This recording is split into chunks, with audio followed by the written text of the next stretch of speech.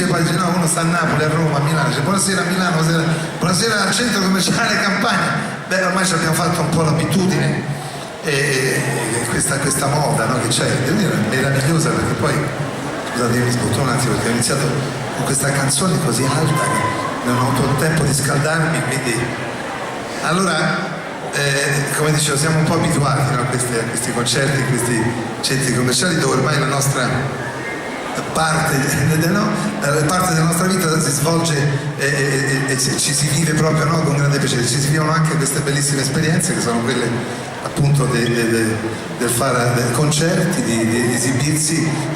All'inizio qualche anno fa c'era un po' di imbarazzo, adesso è diventata consuetudine e anche una grande, come dire, ci sente anche un po' lusingati quando si viene invitati a fare concerti in questi grandi centri dove tanti come voi insomma poi hanno voglia di ascoltare musica oltre che fare altre cose, perché in realtà nascono per altre cose e poi nascono per condividere emozioni. E questa è una bella cosa, perché poi mentre come la vita va avanti negli acquisti e sì, poi va avanti anche nel condividere musica, condividere arte in generale. Quindi ho visto anche che hanno iniziato a fare mostre, cose, per cui viviamoci questi centri commerciali come luogo di aggregazione e non solo di acquisizione. Grazie infinite, evviva anche voi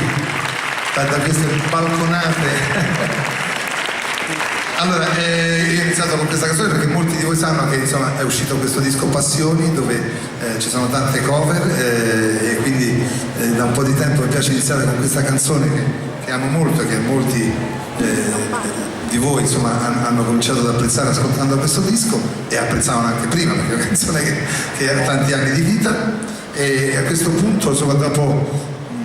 aver appunto iniziato con questa canzone